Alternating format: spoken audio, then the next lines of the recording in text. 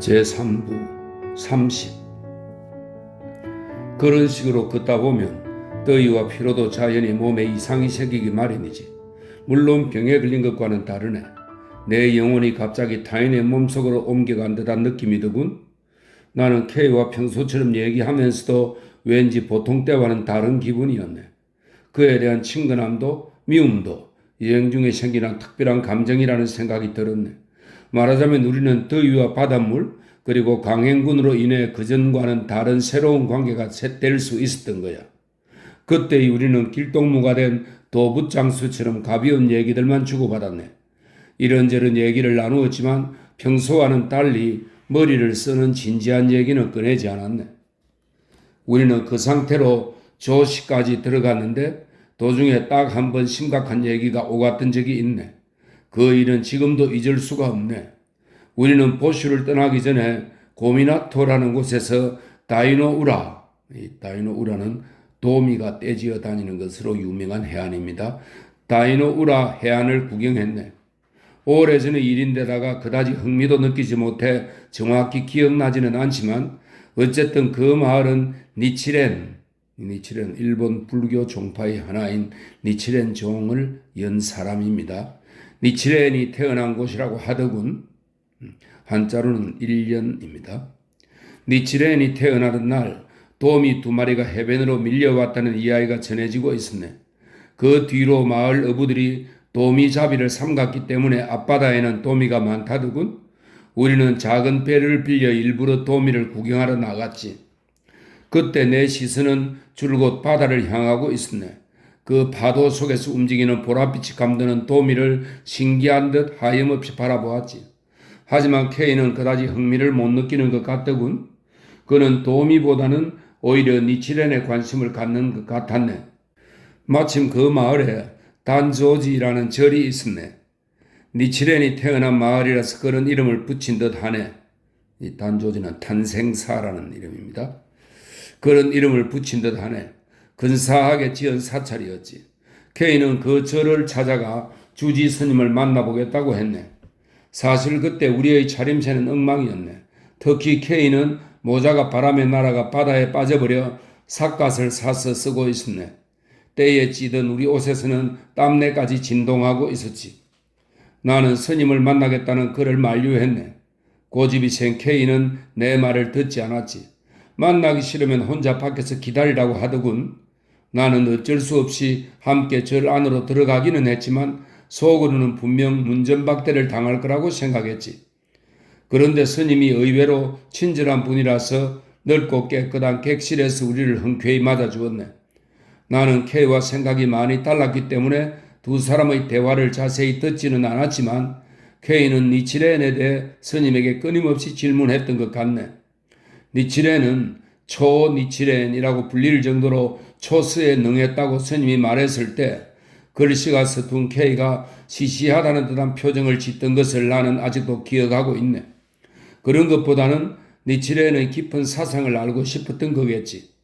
그 점에서 스님이 K를 만족시켰는지 어쩐지는 알 수 없지만 경내를 빠져나온 뒤로 K는 줄곧 니치렌에 대해 얘기했네.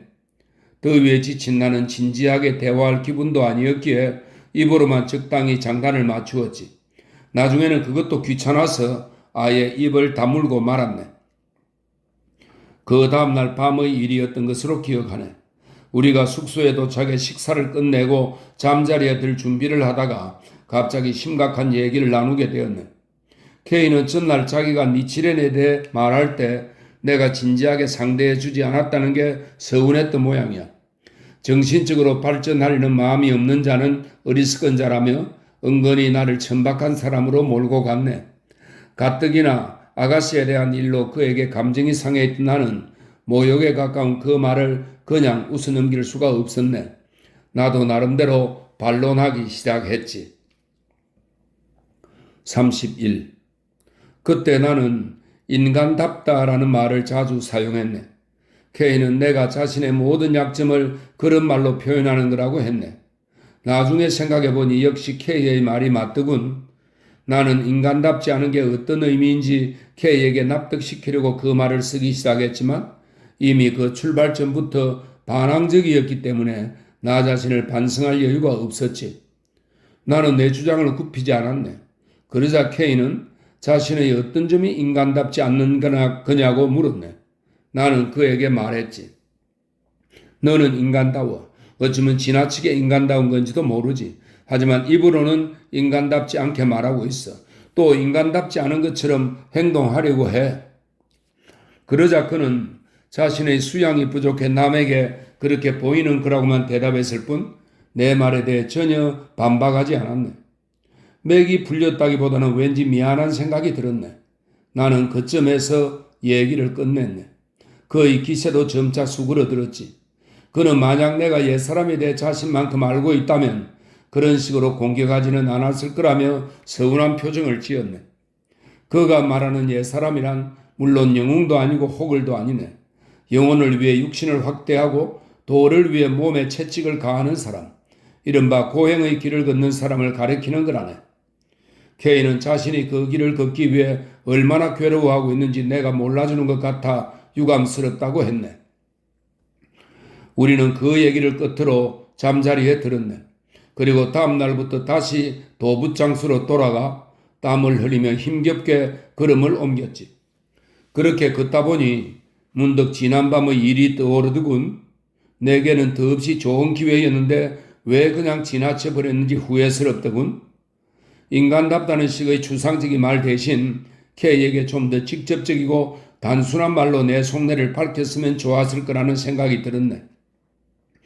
내가 그렇게 말한 것도 아가씨에 대한 감정에서 비롯된 것이니 사실을 걸러낸 이론을 K의 귀에 불어넣기보다는 솔직하게 있는 그대로를 그에게 드러내는 편이 내게는 더 나았을 걸세.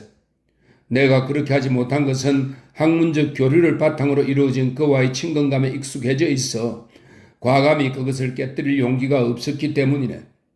너무 허세를 부렸다거나 허영심이 문제였다고 할 수도 있겠지. 여기서 내가 말하는 허세나 허영은 일반적으로 생각하는 그것과는 약간 다르네. 자네가 그것을 이해해 주었으면 좋겠네. 우리는 새까맣게 탄 얼굴로 도쿄로 돌아왔네. 도쿄에 도착했을 때는 내 기분도 바뀌어 있었지. 인간답다느니 인간답지 않다느니 하는 말들도 내 머릿속에 거의 남아있지 않았네. K에게도 종교에 심취한 듯한 모습은 전혀 찾아볼 수 없었지. 영혼이니 육신이니 하는 문제는 이미 그의 마음에서 사라져버린 것 같았네. 우리는 이방인 같은 얼굴로 바쁘게 움직이는 도쿄를 여기저기 둘러보았네.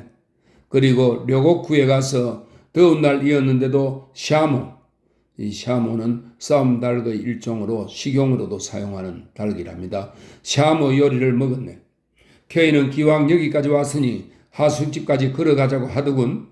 체력이라면 나도 자신이 있었기에 곧바로 그러자고 했네. 하숙집에 들어서자 사모님이 우리를 보고 깜짝 놀랐네. 우리는 피부가 새까맣게 탔을 뿐만 아니라 무작정 걷다 보니 얼굴도 많이 야위었지. 사모님은 그래도 건강해진 것 같다며 칭찬해 주더군.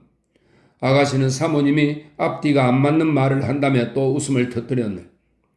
여행을 가기 전에는 때때로 그녀의 웃음이 싫었지만 상황이 상황인데다 오랜만에 들어보는 웃음소리라 그런지 나도 그때만은 기분이 좋았네. 32. 그뿐만 아니라 나는 아가씨의 태도가 이전과 달라졌다는 것도 알게 되었네. 긴 여행에서 돌아온 우리가 다시 원래의 생활을 되찾으려면 여러모로 여자의 손길이 필요했는데 우리를 돌봐주는 사모님이야 그렇다 치고 아가씨는 모든 일에서 K보다는 나를 먼저 챙기는 것 같았네. 노골적으로 그렇게 행동하면 내 입장도 난처해지고 경우에 따라서는 오히려 불쾌감을 느낄 수도 있었겠지. 하지만 아가씨는 티내지 않고 상당히 요령 있게 처신해 나를 기쁘게 했네. 말하자면 아가씨는 나만 알 수 있도록 내게 은근히 친절을 베풀어 주었던 것이네. 그러니까 K도 별다른 불평 없이 지낼 수 있었지. 나는 속으로 남몰래 쾌재를 불렀네. 어느덧 여름도 다 지나가고 9월 중순부터 우리도 다 학교에 나가게 되었네. K와 나는 강의 시간이 다르다 보니 등하교 시간도 달랐네. 내가 K보다 늦게 귀가하는 날은 일주일에 3번 정도였는데 언제 돌아와도 K의 방에서는 아가씨의 모습을 볼 수 없었네.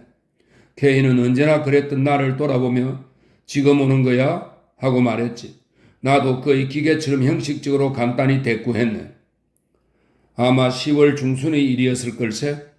내가 늦잠을 자는 바람에 평상국 차림으로 서둘러 학교에 간 적이 있네. 구두끈을 묶을 시간도 없어 조리는 일본식 샌들입니다. 조리를 아무렇게나 신고 뛰어나갔지. 그날은 강의 시간표를 보면 내가 K보다 먼저 귀가하는 날이었네. 나는 수업을 마치고 집에 돌아와 당연히 내가 먼저 왔다고 생각하며 현관문을 드르륵 열었네. 그런데 뜻밖의 K의 목소리가 들리더군. 그와 동시에 아가씨의 웃음소리가 내 귓전을 울렸네. 그날은 신발끈을 풀 필요도 없어 곧장 안으로 들어가 방문을 열었지. K는 여느 때처럼 책상 앞에 앉아 있었네. 하지만 아가씨는 이미 그곳에 없더군. 나는 K의 방에서 도망치듯 빠져나온 그녀의 뒷모습만 언뜻 확인할 수 있었네. 나는 K에게 왜 이렇게 일찍 왔느냐고 물었네. K는 몸이 안 좋아서 쉬었다고 하더군. 내 방으로 들어가 멍하니 앉아있자 머자나 아가씨가 차를 갖고 왔네. 아가씨는 그때서야 비로소 오셨어요? 하며 내게 인사했네. 나는 조금 전 왜 그렇게 도망치듯 방을 나갔냐고 웃으며 물어볼 만큼 화통한 사내는 아니라네. 혼자 속으로만 끙끙 앓는 성격이었지. 아가씨는 곧자리에서 일어나 뒷마루를 통해 다실 쪽으로 가버렸네. 그러더니 이내 K의 방 앞으로 돌아와 방문을 사이에 두고 서로 몇 마디 주고받더군. 조금 전에 미처 끝내지 못한 얘기를 하는 것 같은데 앞의 내용을 모르는 나로서는 무슨 얘기를 하는지 알아들을 수가 없었네. 그 뒤로 K를 대하는 아가씨의 태도도 점점 자연스러워졌네. K와 내가 함께 집에 있을 때도 자주 K의 방 앞에 와서 그의 이름을 불렀네. 그리고 그의 방에 들어가 한참 얘기를 나누기도 했지. 물론 우편물을 갖다 주거나 세탁물을 두고 가는 경우도 있을 테니 한 집에 살면서 그 정도의 교류는 당연한 것으로 생각해야겠지. 하지만 아가씨를 독차지하고 싶은 열망에 사로잡혀 있는 나로서는 도저히 당연한 일로 받아들일 수가 없었네. 어떤 때는 아가씨가 일부러 나를 피하고 K만 만난다는 생각까지 들 정도였으니까. 이렇게 얘기하면 자네는 왜 K를 그 집에서 내보내려고 하지 않았느냐고 하겠지? 그렇게 하면 K를 억지로 끌어들인 내 입장이 어떻게 되겠나? 나는 도저히 그럴 수는 없었네. 33. 비가 내리는 11월의 추운 어느 날이었네. 나는 여느 때처럼 곤야쿠 엠마는 염라대왕을 모신 사당입니다. 곤야쿠 엠마를 지나 좁은 언덕길을 따라 비를 맞으며 집으로 돌아왔지. K의 방은 텅 비어 있었지만 새로 집힌 화로불이 따뜻하게 방을 덮이고 있었네. 나도 얼른 방으로 들어가 따뜻한 화로불에 시린 손을 쬐려고 방문을 열었지. 그런데 내 방의 화로에는 차갑게 식은 채만 하얗게 덮여 있을 뿐 불씨조차 보이지 않더군. 갑자기 기분이 나빠졌네. 그때 내 발소리를 들은 사모님이 방으로 찾아왔네. 사모님은 말없이 방 한가운데 서 있는 나를 보고 가엾다는 듯이 손수 외투를 벗기고 평상복으로 갈아입혀 주었지. 그리고 내가 춥다고 하자 얼른 K의 방에 있는 화로를 갖다 주었네. 내가 K는 벌써 들어왔느냐고 묻자 들어왔다가 다시 나갔다고 하더군. 그날도 K의 수업이 나보다 늦게 끝나는 날이었기 때문에 의아한 생각이 들었지. 무슨 볼일이 있는 거 아니겠냐고 사모님이 말했네. 나는 잠시 방에 앉아 책을 읽었네. 정적이 감도는 방에 혼자 앉아 있으니 초겨울의 쌀쌀함과 외로움이 몸으로 파고드는 것 같았네. 나는 곧바로 책을 덮고 자리에서 일어났네. 문득 번화한 곳에 가고 싶어졌지. 다행히 비는 그친 것 같은데 하늘은 여전히 차가운 납덩이처럼 무거워 보였네. 나는 만약을 대비해 우산을 어깨에 메고 변기공장 뒤편의 토담을 따라 동쪽 비탈길로 내려갔네. 당시에는 아직 도로도 제대로 정비되지 않아 비탈길이 지금보다 훨씬 가팔랐지. 도로 폭도 좁고 그렇게 곱게난 길도 아니었네. 게다가 아래로 내려가면 남쪽이 높은 건물로 막혀 있는 데다가 배수 사정도 좋지 않아 길바닥이 질척질척했지. 좁은 돌다리를 지나 야나기초로 가는 길목이 특히 심했네. 굽 높은 나막신을 신었던 장화를 신었던 함부로 걸음을 옮길 수는 없었네. 모두가 길 한가운데 자연스레 생긴 지널기 없는 좁은 길을 조심조심 걸어가야 했네. 그 폭이 불과 한두 자밖에 되지 않으니 길에 깔아놓은 오비를 밟고 지나가는 셈이나 마찬가지였지. 모두가 길게 한 줄로 늘어서서 조심스럽게 걸어갔네. 나는 바로 그 좁은 길에서 K와 딱 마주쳤지. 발치에만 신경 쓰고 있던 나는 그가 내 앞에 다가올 때까지 전혀 눈치채지 못했네. 길이 막혀 무심코 고개를 들어보니 눈앞에 K가 서 있더군. 나는 그에게 어디 갔다 오느냐고 물었네. K는 그냥 잠깐 근처에 라고만 대답하더군. 그는 여느 때처럼 근성으로 대답했지. K와 나는 좁은 길 위에서 서로 엇갈려 지나갔네. 그 순간 K의 바로 뒤에 젊은 여자 하나가 서 있는 것이 보였네. 근시인 나는 그때까지 얼굴을 알아보지 못했지. 그런데 K가 지나간 뒤에 그 여자의 얼굴을 가까이 보니 바로 아가씨더군. 나는 적잖이 놀랐다네. 아가씨는 약간 발그레한 얼굴로 내게 인사했네. 그 당시의 틀의 머리는 요즘처럼 앞머리가 튀어나오지 않고 정수리에 뱀처럼 빙글빙글 말아올린 모양이었지. 나는 멍하니 아가씨의 머리를 쳐다보다가 불현듯 어느 쪽으로든 길을 내주어야 한다는 생각이 들었네. 나는 곧바로 한쪽 발을 진흙탕 속에 내딛었네. 그렇게 그녀가 비교적 지나가기 수월한 쪽으로 길을 내주었지.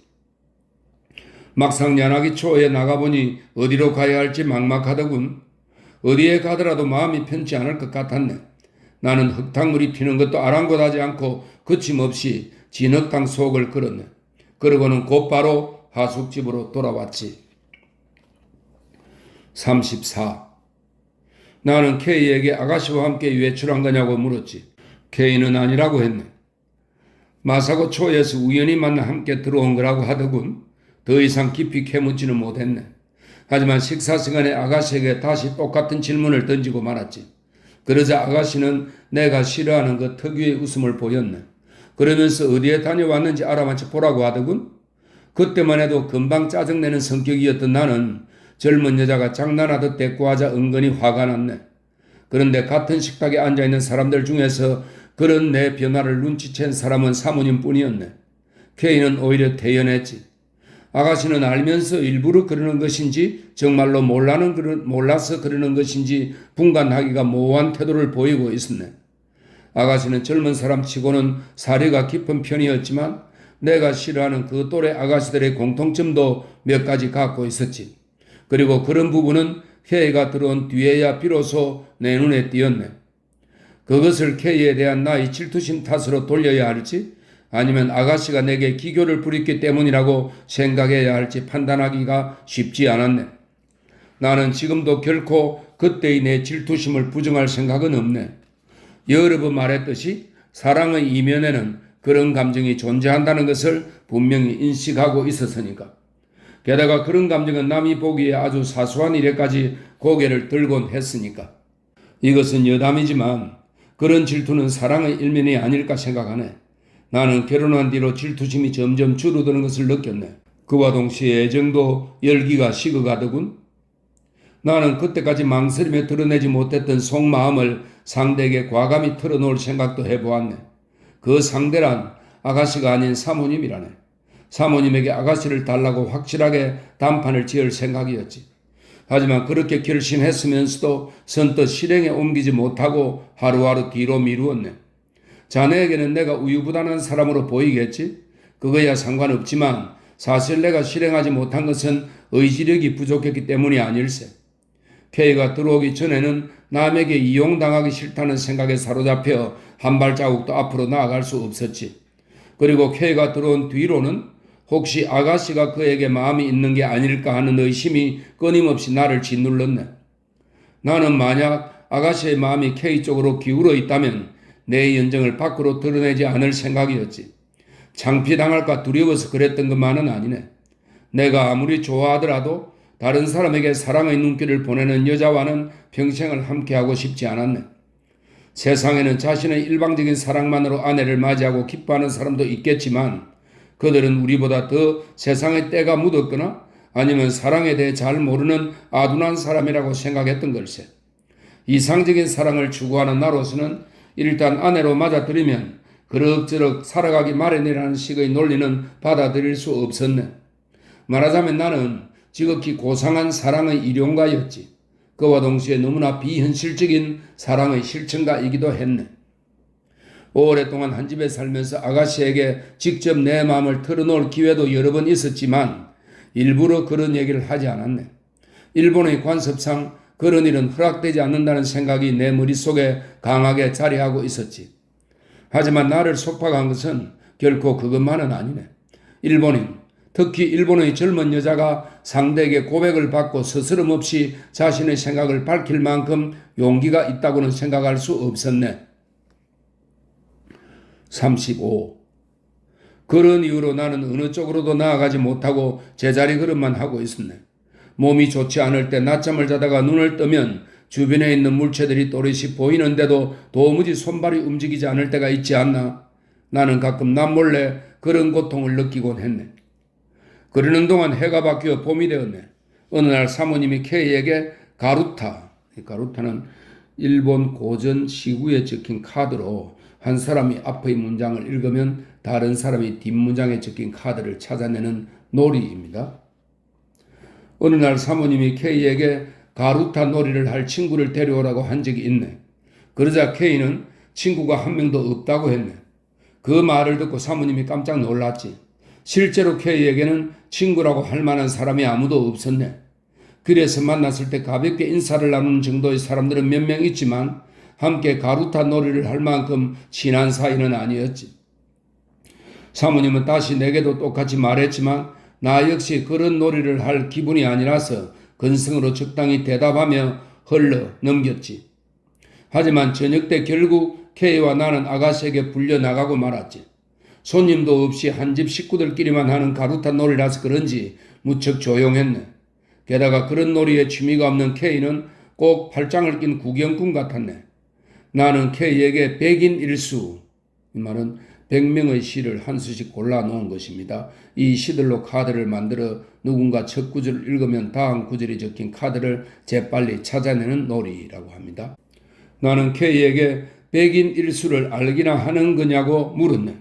K는 잘 모르겠다고 하더군. 아마도 아가씨는 내가 K를 무시한다고 생각했던 모양이네. 그 뒤로 눈에 띄게 K의 편을 들기 시작했네. 나중에는 두 사람이 한패가 되어 나를 공격하는 것 같더군. 만약 K의 태도까지 눈에 거슬렸다면 정말 싸웠을지도 모르지. 다행히 그의 태도는 처음 놀이를 시작했을 때와 다르지 않았네. 그는 전혀 덕이 만만한 표정이 아니었기에 별일 없이 그 놀이를 끝마칠 수 있었네. 그로부터 2, 3일 뒤의 일이었네. 사모님과 아가씨가 이치가야에 있는 친척집에 간다며 아침 일찍 나갔네. K와 나는 아직 방학 중이라서 집을 지키는 신세가 되었지. 나는 책을 읽기도 싫고 산책을 나가기도 귀찮아 화로 가장자리에 팔꿈치를 얹고 턱을 괜 채 멍하니 앉아 있었네. K가 있는 옆방에서도 아무런 인기척이 없었네. 양쪽 방 모두 사람이 있는지 없는지 모를 정도로 조용했지. 사실 우리 사이에는 그런 일이 드물지 않았기에 특별히 신경이 쓰이지는 않았네. 10시쯤 되자 K가 불쑥 방문을 열고 얼굴을 내밀었네. 그는 문지방을 밟고 서서 내게 무슨 생각을 하고 있느냐고 물었지. 물론 나는 아무 생각도 없이 앉아 있었네. 만일 그때 무언가 생각하고 있었다면 여느 때처럼 아가씨와 관련된 일이었겠지.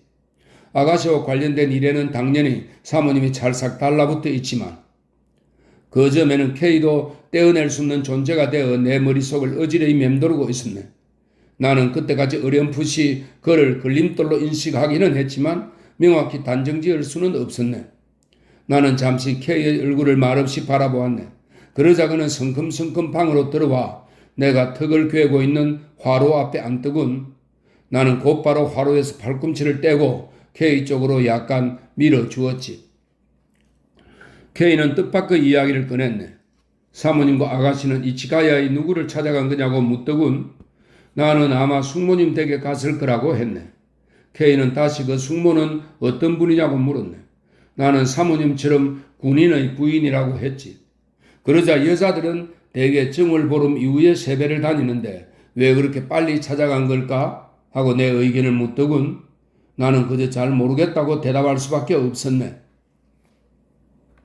36. K는 사모님과 아가씨에 관한 질문을 멈추지 않았네. 나중에는 나도 대답하지 못할 사사로운 것까지 물어보더군. 나는 귀찮다기보다는 왠지 이상하다는 느낌이 들었네. 이전에 내가 두 모녀에 대해 얘기할 때 그가 보인 반응을 생각하면 그의 태도가 달라진 것을 금방 알아챌 수 있었네. 나는 그에게 오늘따라 왜 그런 얘기만 하느냐고 물었지. 그러자 갑자기 입을 다물더군. 하지만 나는 굳게 담은 그의 입가의 근육이 실룩거리는 것을 보았네. 그는 원래 말이 없는 편이었네. 게다가 평소에 말할 때면 먼저 입가를 움직이는 버릇이 있었지. 그 입술은 그의 의지에 반항하듯 쉽게 벌어지지 않으면서 그의 말에 무게를 실어주었네. 일단 입 밖으로 튀어나온 말은 보통 사람보다 2배나 강한 힘을 지니고 있었네. 나는 그의 입가를 보고는 또 무언가 말하려고 한다는 것을 알았지만 그의 입에서 무슨 말이 나올지는 전혀 예측할 수 없었네. 그래서 더욱 놀랐던 것일세. 과묵한 그 입에서 아가씨에 대한 애틋한 사랑 고백이 나왔을 때의 내 모습을 상상해 보게. 그의 마법의 지팡이가 나를 단번에 돌덩어리로 만들어 버린 것 같았네. 나는 입을 우물거리기도 어려울 정도였네. 그때는 두려움에 몸이 굳었다고 할까? 아니면 괴로움에 몸이 굳었다고 할까? 어쨌든 내 몸은 단단한 덩어리로 변해버렸지. 머리에서 발끝까지 순식간에 돌이나 쇠처럼 굳어버린 것이네. 숨쉬기조차 힘들 만큼 몸이 굳어버렸지. 다행히도 그런 상태는 오래 가지 않았네. 나는 다시 본래의 모습으로 되돌아왔네. 그리고 곧 무언가 잘못됐다고 생각했네. 내가 한 발 늦었다는 생각이 들었지. 하지만 앞으로 어떻게 해야겠다는 생각은 하지 못했네. 그럴 만한 여유가 없었던 거겠지? 나는 겨드랑이 밑으로 흐르는 끈적한 땀이 셔츠에 스며들고 있어도 꾹 참고 움직이지 않았네. 그러는 동안에도 K는 그 무거운 입으로 조금씩 자신의 마음을 털어놓고 있었지. 나는 괴로워서 견딜 수가 없었네. 아마도 그 괴로움은 대형 광고판에 새겨진 글자처럼 내 얼굴에 확연하게 드러났을 거라고 생각하네.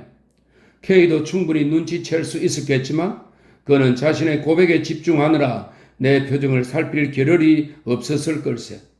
그는 처음부터 끝까지 똑같은 의조로 일관하고 있었네. 묵직하고 느릿느릿한 만큼 웬만해서는 흔들리지 않을 것 같은 느낌이었네. 나는 그의 고백을 들으면서도 한편으로 내가 어떻게 해야 할지 정신없이 생각하느라 세세한 내용까지 귀담아 들을 수는 없었네. 그래도 그의 의조만은 강하게 내 가슴에 와 닿았네. 그 때문에 나는 앞서 말한 고통뿐만 아니라 두려움까지 느끼게 되었지. 말하자면 상대방은 나보다 강하다고 생각하자 두려움이 싹트기 시작한 걸세. K의 이야기가 전부 끝난 뒤에도 나는 아무 말도 할 수 없었네. 나도 그에게 내 마음을 고백하는 게 나을까? 아니면 밝히지 않는 게 나을까 하는 식으로 득실을 따지느라 침묵을 지켰던 것은 아니네. 그저 아무 말도 할 수 없었던 것뿐이네. 또한 말할 기분도 아니었지. 점심때 K와 나는 하녀가 차려준 식탁에 마주 앉았네. 나는 그 어느 때보다 맛없는 점심을 먹었네. 우리는 식사하는 동안 거의 한마디도 하지 않았지. 사모님과 아가씨는 언제 돌아올지 알 수 없었네. 37. 우리는 각자 방에 들어간 뒤로 더는 얼굴을 마주하지 않았네. K의 방은 오전과 마찬가지로 매우 조용했네. 나도 한동안 생각에 잠겨 있었지. 나는 당연히 K에게 내 마음을 밝혀야 한다고 생각했네.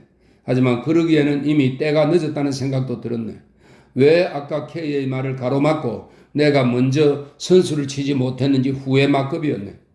K가 얘기를 끝냈을 때라도 곧바로 내 마음을 밝혔더라면 좋았을 텐데 하는 생각도 들었지. K가 다 고백하고 난 마당에 내가 다시 똑같은 얘기를 꺼내는 것은 아무리 생각해도 이상한 일이었네. 나는 그 부자연스러운 상황을 극복할 자신이 없었지.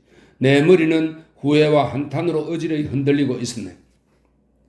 나는 K가 다시 방문을 열고 들어와 주기를 바랐네. 내 입장에서 보면 오전에는 느닷없이 기습을 당한 것이나 마찬가지였지. 나는 K에게 대응할 준비가 전혀 되어 있지 않았으니까. 나는 오전에 이런 것을 다시 되찾고 싶었네. 그래서 가끔 고개를 들고 방문을 바라봤지만 아무리 기다려도 그 문은 열리지 않았네. K의 방에서는 여전히 아무 소리도 들리지 않더군. 어느덧 그 고요함이 점점 내 머릿속을 어지럽히기 시작했네. 지금 K가 방문 저편에서 무슨 생각을 하고 있는지 궁금해서 견딜 수가 없더군. 평소에도 그렇게 방문 하나를 사이에 두고 말없이 지내는 경우가 많았는데 K의 방이 조용하면 그의 존재까지 잊어버리는 게 보통이었네. 그러니까 그때는 내 상태가 상당히 불안했다고 볼 수 있겠지. 그렇다고 내가 먼저 방문을 열 수는 없었네. 일단 말할 기회를 놓친 나는 K가 먼저 행동하기를 기다릴 수밖에 없었지. 결국 나는 더 이상 가만히 앉아 있을 수가 없었네. 억지로 참고 앉아 있다가는 K의 방으로 뛰어들 것만 같았지. 나는 하는 수 없이 자리에서 일어나 툇마루로 나갔네. 그리고 다실로 들어가 괜스레 쇠 주전자의 뜨거운 물을 찻잔에 따라 홀짝였지. 그러고는 현관으로 나갔네.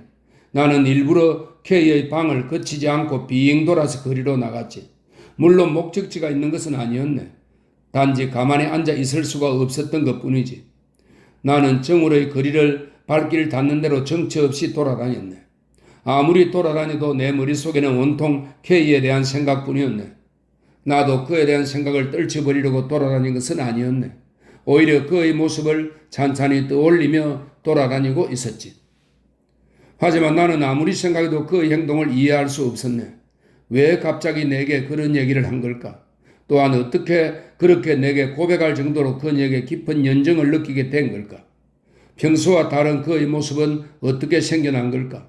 모든 것이 내게는 풀기 어려운 문제들이었네.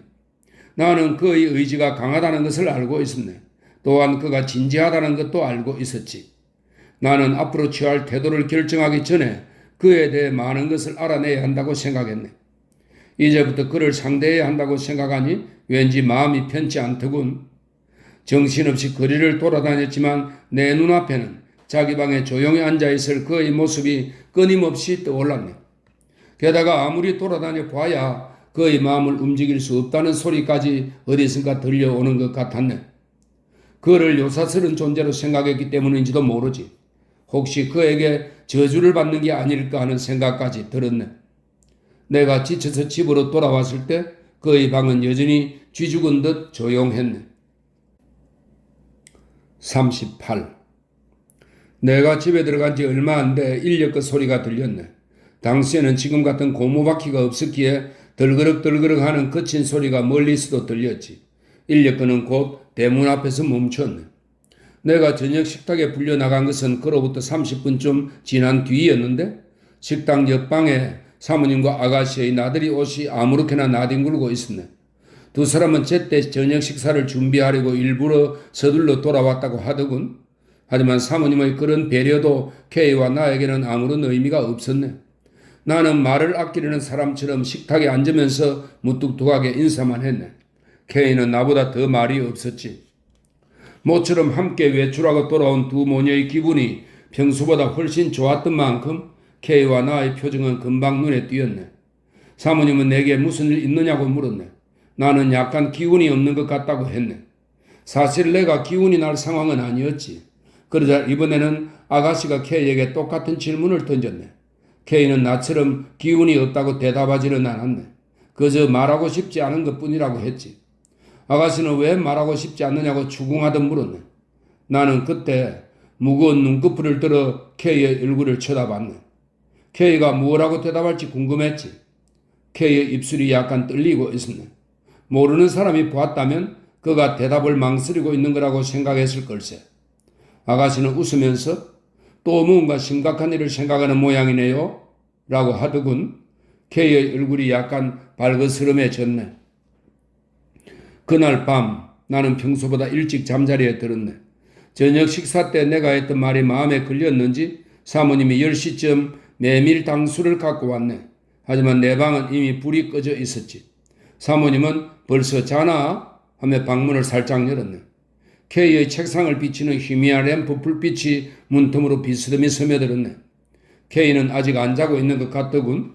사모님은 내 머리맡에 앉아 아무래도 감기에 걸린 것 같으니 몸을 따뜻하게 해야 한다며 내게 사발을 내밀었네. 나는 마지못해 사모님이 지켜보는 가운데 걸쭉한 당수를 떠먹었네. 나는 어두운 방에서 늦게까지 많은 생각을 했네. 물론 생각이 계속 겉돌기만 할 뿐 아무런 결론을 내리지 못했지. 나는 문득 K가 옆방에서 무엇을 하는지 궁금해졌네. 나는 그의 무의식적으로 그를 불렀지. 그러자 그쪽에서도 응? 하고 대꾸하더군. 그도 아직 안 자고 있었지. 나는 방문 저편에 있는 그에게 왜 여태 안 자느냐고 물었네. 이제 잘 거라고 하더군. 내가 다시 뭐하고 있었느냐고 묻자 이번에는 아무런 대답도 없었네. 그리고 5, 6분쯤 후 드르륵 벽장을 열고 이부자리를 펴는 소리가 선명히 들리더군. 나는 지금 몇 시나 됐느냐고 물어봤네. 그는 1시 20분이라고 했네. 이었고 훅 하고 램프를 불어 끄는 소리가 나자 이내 집안에 어둠과 적막이 밀려들었네. 하지만 내 눈은 그 어둠 속에서 더욱더 말똥말똥해지더군. 나는 또다시 그의 무의식적으로 K를 불렀네. K도 이전과 다름없는 어조로 하고 대답했네. 마침내 나는 그에게 오전에의 그 문제에 대해 조금 더 얘기하고 싶은데 어떠냐고 먼저 말을 꺼냈네. 물론 방문을 사이에 두고 그런 얘기를 나누고 싶지는 않았지만 K의 대답만큼은 즉시 들을 수 있으리라 생각했지. 그런데 이번에는 조금 전 두 분이나 순순히 대답한 것과는 다른 태도를 보였네. 낮은 목소리로 글쎄 하면 머뭇거리더군. 나는 또 가슴이 철렁 내려앉았네. 39. 근성으로 대답하는 K의 모호한 태도는 다음 날도 그 다음 날도 자주 눈에 띄었네. 그가 스스로 나서서 그 문제에 대해 얘기할 것 같은 기미는 보이지 않았네. 사실 그럴 기회도 없었지. 사모님과 아가씨가 함께 집을 비워야만 우리도 차분하게 그런 이야기를 나눌 수 있었으니까. 그것을 잘 알고 있으면서도 마음은 자꾸 초조해지기 시작했네. 결국 K가 먼저 다가오기를 기다리며 은밀히 준비하던 나는 기회만 되면 내가 먼저 얘기를 꺼내기로 결심하게 되었지. 그러고는 묵묵히 하숙집 식구들의 동태를 살폈네. 하지만 사모님의 태도나 아가씨의 행동에서 평소와 다른 점은 발견할 수 없었네. K가 고백한 시점을 전후로 그들의 행동에 아무런 변화가 없는 것을 보면 단지 내게만 밝혔을 뿐 당사자인 아가씨에게나 그 보호자인 사모님에게는 아직 밝히지 않은 게 분명했네. 그렇게 생각하니 약간 마음이 놓이더군. 그러자 무리하게 기회를 마련해 내가 먼저 얘기를 꺼내기보다는 자연스레 기회가 생길 때까지 기다리는 편이 낫겠다는 생각이 들어 일단은 그 문제에서 손을 떼고 잠시 그냥 놔두기로 했네. 이렇게 말하면 무척 간단하게 들리겠지만 그렇게 마음먹기까지는 밀물과 썰물 같은 심한 감정의 기복이 있었네. 나는 K가 행동에 옮기지 않는 이유에 대해 여러 가지로 추측해 보았네. 사모님과 아가씨의 말과 행동을 관찰하면서 과연 그들의 마음이 겉으로 드러난 그대로일까 하고 의심해 보기도 했네. 또한 인간의 가슴 속에 장치된 복잡한 기계가 과연 시계바늘처럼 거짓없이 명료하게 계기판 위의 숫자를 가리킬 수 있을까 하는 생각도 했지. 말하자면 동일한 문제를 이렇게도 생각해보고 저렇게도 생각해본 끝에 겨우 안정을 찾은 셈이지. 엄밀히 따지면 안정을 찾았다는 표현은 그 상황에 적당하지 않을지도 모르네. 얼마 후 새학기가 시작되었네. 우리는 시간이 맞는 날은 함께 집을 나섰지. 집에 돌아올 때도 마찬가지였네. 다른 사람의 눈에는 우리가 이전과 다름없이 친한 것처럼 보였겠지. 하지만 속으로는 틀림없이 각자 다른 생각을 하고 있었을 걸세. 어느 날 나는 K와 함께 길을 걷다가 그에게 대뜸 질문을 던졌네. 나는 우선 지난번에 내게 했던 얘기를 사모님이나 아가씨에게도 했느냐고 물었지. 나는 그의 대답에 따라 앞으로 내가 취할 태도를 정해야 한다고 생각했던 것이네. 그러자 그는 아직 누구에게도 밝히지 않았다고 하더군. 내가 기대했던 대답이었기에 내심 기뻤네. 나는 K가 나보다 대담하다는 것을 잘 알고 있었지. 내가 그의 배짱을 따라갈 수 없다는 것도 알고 있었네. 그러면서 마음 한편으로는 희한하게도 그를 믿고 있었네. 그는 학비 때문에 3년이나 양부모를 속이긴 했지만 내 믿음을 저버린 적은 한 번도 없었네. 나는 그것 때문에 오히려 그를 더 신뢰하게 되었지. 그러니 내가 아무리 의심이 많기로서니 어떻게 그의 명확한 대답을 의심할 수 있겠나. 나는 다시 그에게 앞으로 어떻게 할 생각이냐고 물었네. 단순히 고백으로 끝낼 것인지 아니면 구체적인 실행으로 이어갈 것인지 물었던 것일세. 그런데 그 질문에 대해서는 아무런 대꾸도 하지 않더군. 땅만 쳐다보며 말없이 걷고 있었지. 나는 그에게 숨기지 말고 솔직히 얘기해달라고 부탁했네. 그는 내게 아무것도 숨기는 게 없다고 분명히 말했네. 하지만 내가 알고 싶어한 얘기는 한마디도 들려주지 않더군. 나도 길거리에서 그를 붙잡고 계속 캐물을 수는 없었네. 결국 그것으로 얘기를 끝낼 수밖에 없었지.